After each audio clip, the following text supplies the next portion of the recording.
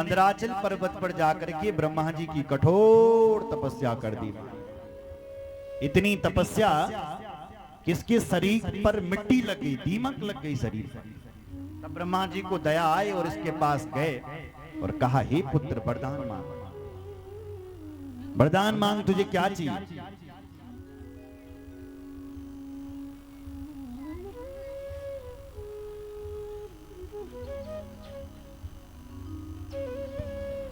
बोलो भक्त वत्सल भगवान की जय।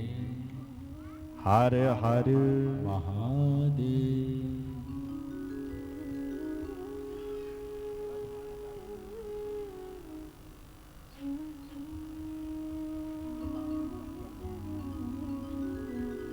बोलो रामचंद्र भगवान की जय। शंकर भगवान जय। तो जब हिरण्यकश्यप तपस्या कर रहा था तो मिट्टी लग गई इसके शरीर पर। ब्रह्मा जी इसके पास गए और कहने लगे, भाई वरदान मांग। तो ये कहता है, ब्रह्मा जी मुझे अजर अमर बना दो। ब्रह्मा जी ने कहा, अजर अमर तो हम नहीं, तुझे कहां से बनाए? तब कहता है, महाराज फिर तो इसने वरदानों की झड़ी लगा दी। ये ब्रह्मा जी मुझे ऐसा वरदान दो कि न मैं भीतर मरूं न बाहर मरूं, न ऊपर मरूं न मैं नीचे मरूं, न मैं दिन में मरूं न मैं रात में मरूं, न मैं अस्त्र से मरूं न मैं शस्त्र से मरूं। ब्रह्मा जी आपकी बनाई हुई सृष्टि में मैं किसी से भी ना मरूं। ब्रह्मा जी 12 महीने होते हैं, उन महीनों में मैं किसी महीने में भी ना मरूं। ब्रह्मा जी ने कहा, भाई बस कर, कितना मांगेगा? ताते में दुर्लभा पुंसा यान व्रणी से वरान ममा तथापि वितराम यंग वरान तदपि दुर्लभा। हे हिरण्यकश्यपु, तेरे द्वारा मांगे हुए वरदान बड़े दुर्लभ हैं। आज तक बल मैंने या ना वरदान कहीं न दिने। बोलो जय श्री राम। जोर से बोलो, और जोर से, और जोर से। ऐसे वरदान मैंने आज तक किसी को नहीं दी, लेकिन तेरी जैसी तपस्या करनी भी बड़ी दुर्लभ है। आज तक ऐसी तपस्या भी किसी ने नहीं करी, इसलिए मैं तुझे ये सारे वरदान प्रदान करता हूं। प्रसन्न हो गया हिरण्यकश्यपु कि मुझे अब वरदान मिल गया, और देवताओं का अपना दास बना दिया। इंद्र से कहता है, चल मेरे घर का मैं झाड़ू लगा। वरुण से कहता है, पानी भर करके ला। सब देवता दासता करने लगे। ऐसे हिरण्यकश्यपु के महाराज 4 पुत्र हुए, अनुलाद, सहलाद, अहलाद और प्रहलाद। प्रहलाद जी सबसे छोटे थे। ब्रह्मण्यशील संपन्न सत्यसंधो जितेन्द्रिय। प्रहलाद जी बल ब्राह्मणों के भक्त थे और शरणागत वत्सल थे। पर इन प्रहलाद जी को एक ग्रह लग चुका था। कौन सा ग्रह? कृष्ण ग्रह। कृष्ण ग्रह गृहीता नवेदा जगदीदृशम। कृष्ण ग्रह लग चुका था इन्हें, और ये ग्रह ऐसा है, सबसे पहले तो किसी को लगता नहीं है, और एक बार जिसको लग जाता है फिर किसी को छोड़ने वाला नहीं है। इसलिए इसको कहते हैं कृष्ण ग्रह। देखो भाई, और जो ग्रह हैं उनकी तो ग्रह शांति हो जाती है। कोई विद्वान पंडित जी आकर के ग्रह शांति कर देंगे, लेकिन कृष्ण ग्रह की शांति न हुई बोलियो 10वीं नंबर को ग्रह छे। अरे भाई किसी के ऊपर काला रंग चढ़ जाए, क्या उसके ऊपर दूसरा रंग चढ़ सकता है? नहीं, काला रंग पर कोई दूसरा रंग नहीं चढ़ता। कृष्ण मतलब काला, तो इनको ये कृष्ण रंग चढ़ चुका था, काला रंग।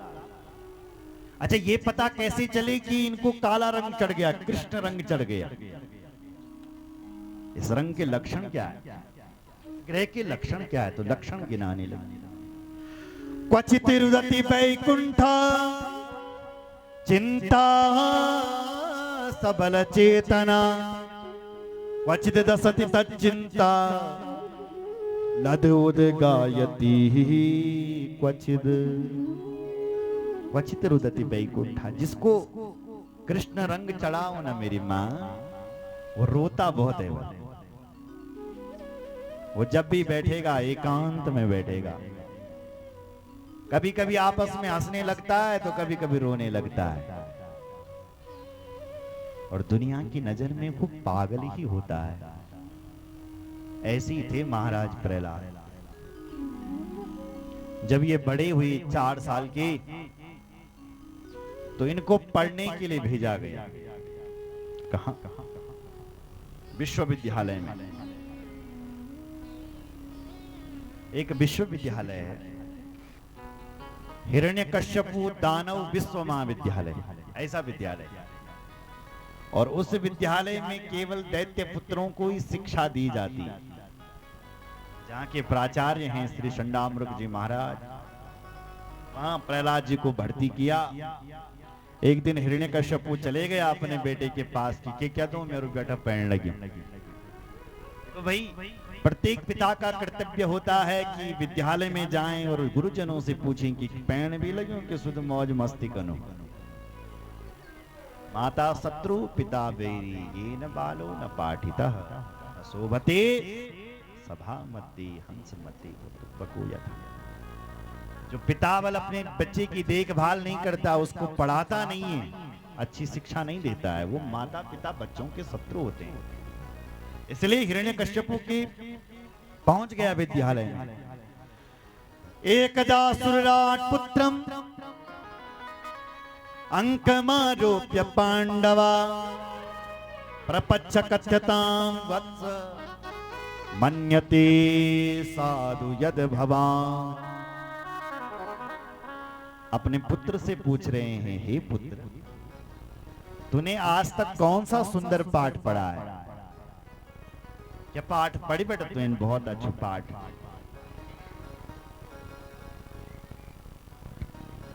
बोलो शंकर भगवान की जय। प्रहलाद जी बोले, पिताजी मैंने तो एक बहुत सुंदर पाठ पढ़ा है, सुनाओ तो पुत्र। नाने लगे। पिताजी सुनो। पिताजी तत्साधु मन्ये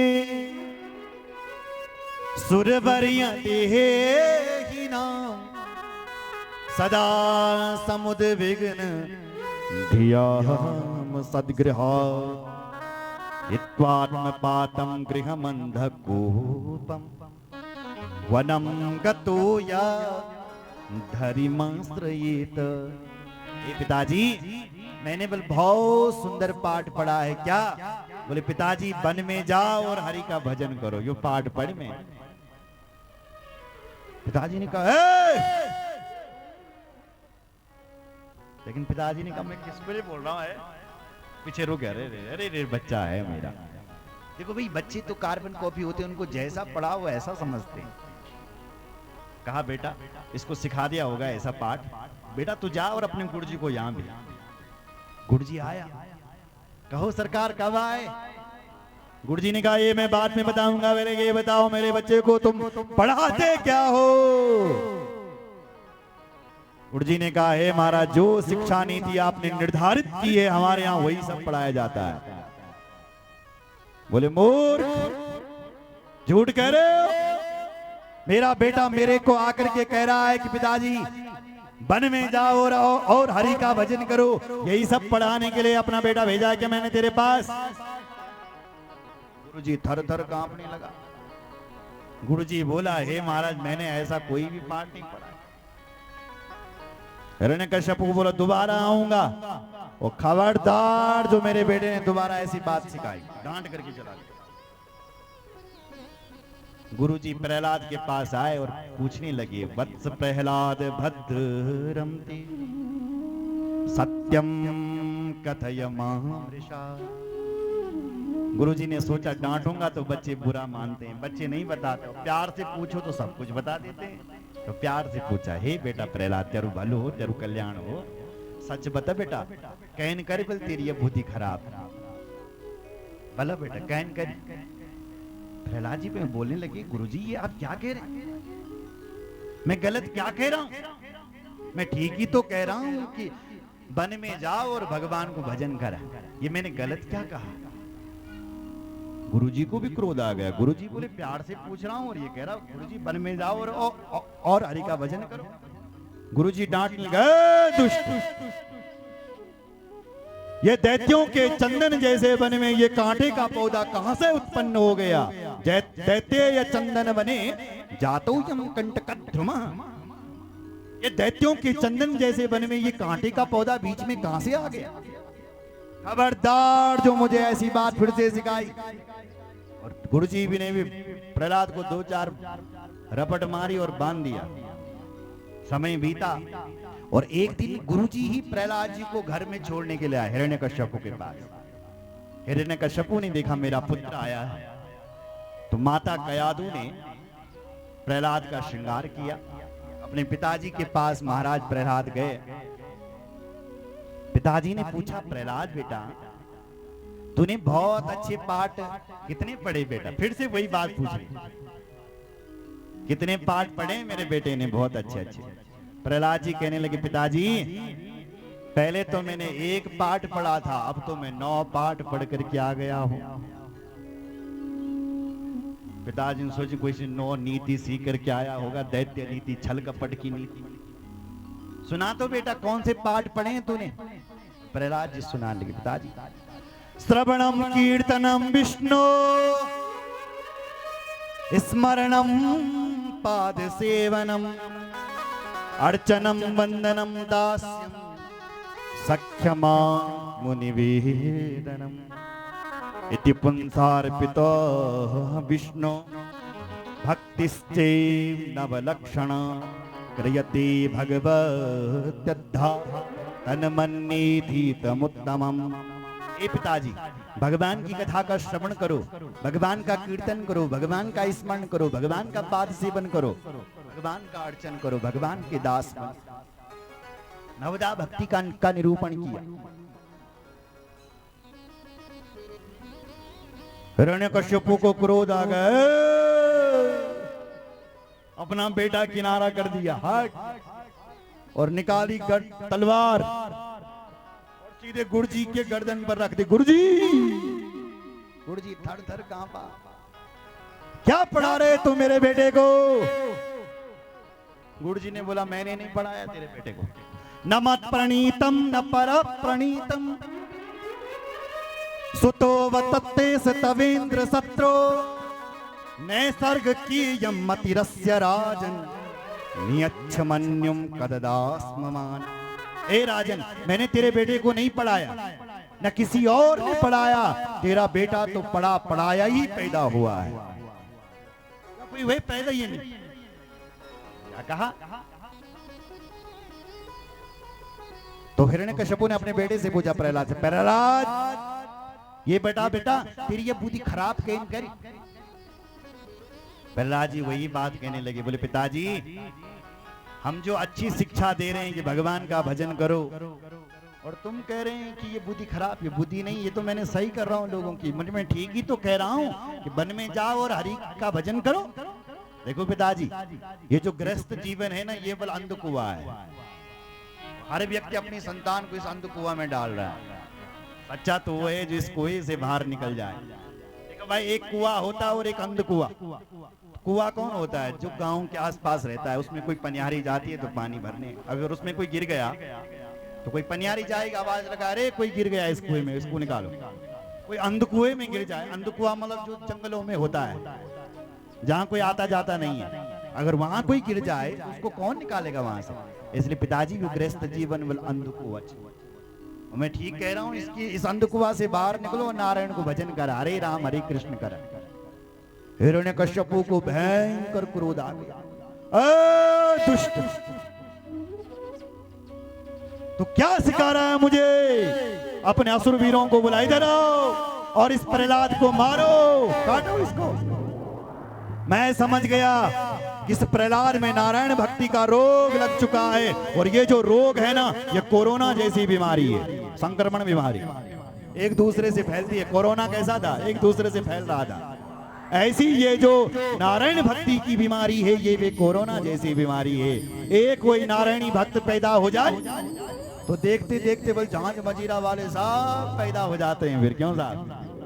अभी तक ये प्रहलाद अकेला है, कहीं ये ना हो जाए कि ये सारे गांव को भक्त ना बना दे, इसलिए इस प्रहलाद को ठिकाने लगा दो। नीति कहती है यदि तुम्हारे शरीर पर कोई रोग हो जाए, कोई शरीर पर बल कोई रोग है, क्यों होता है जी? अगर शरीर पर कोई रोग आ गया और डॉक्टर साहब बोले कि शरीर को तुम बचाना चाहते हो तो इस अंग को कटवा दो। देखो भाई, अगर हाथ पर रोग हो गया, अगर बल ये हाथ पर रोग हुई कोई, और वो रोग ऐसा है कि जो ठीक होने वाला नहीं है, डॉक्टर के पास गया, डॉक्टर साहब बोले ये रोग तो सारे शरीर में फैल रहा है, एक काम करो, अगर शरीर को बचाना चाहते हो तो इस हाथ को तो फिर कटवा दो, नहीं तो ये रोग फैल जाएगा पूरे शरीर पर। तो संपूर्ण शरीर की रक्षा करने के लिए हमें एक अंग को कटवाना पड़ता है। क्यों साहब? इसी प्रकार ये प्रहलाद मेरा अंग है, मेरा बेटा है, पर इसमें रोग बड़ा खतरनाक लग चुका है, इसलिए इस प्रहलाद को ले जाओ और मारो। महाराज प्रहलाद को बड़े पहाड़ के ऊपर ले गया और वहां से फेंका। दिग्गजैर दंड सुकश्च अविचार वपातनै मायाधीशन निरोधश्च गर्दानैरभोजनै। बड़े बड़े पहाड़ों से गिराया, प्रहलाद जी नहीं मरा। भोजन पर विष लगाया, फिर भी नहीं मरा। पानी में डुबाया, फिर भी नहीं मरा। अब क्या होगा? होलिका देवी जलाने के लिए आई, गोद में लेकर के प्रहलाद को भेटी, लेकिन होलिका खुद ही होली हो गई, खुद ही जल गई, लेकिन प्रहलाद जी बच गए। प्रहलाद के जो मित्र थे उन्होंने कहा देखो हमारा भाई बच गया, हमारा प्रहलाद बच गया, तो उस राख को उड़ाने लगे। होली का त्योहार शुरू हो गया, होलिका जल गई। अब गुरुजी ने देखा कि हो हिरण्यकश्यपु ने देखा, हो ये तो मरता ही नहीं। गुरुजी ने कहा मेरे पास भेजो इसको, हम डांटेंगे इसको, हम समझाएंगे। गुरुजी ने ले गया, खूब प्रहलाद को डांटा, कमरे में बंद किया, पड़े रहे। सुना जरा, एक दिन गुड़ जी की हुई लौंग की खत्म, गुड़ जी की हुई सब्जी खत्म, और गुड़ जी गया सब्जी के लम गो गुड़ जी की लौंग की खत्म, शौकीन था। अब वो गए सब्जी के लिए लमगा। अब गुड़ जी तो आश्रम पे थे नहीं, प्रहलाद को मिल गए।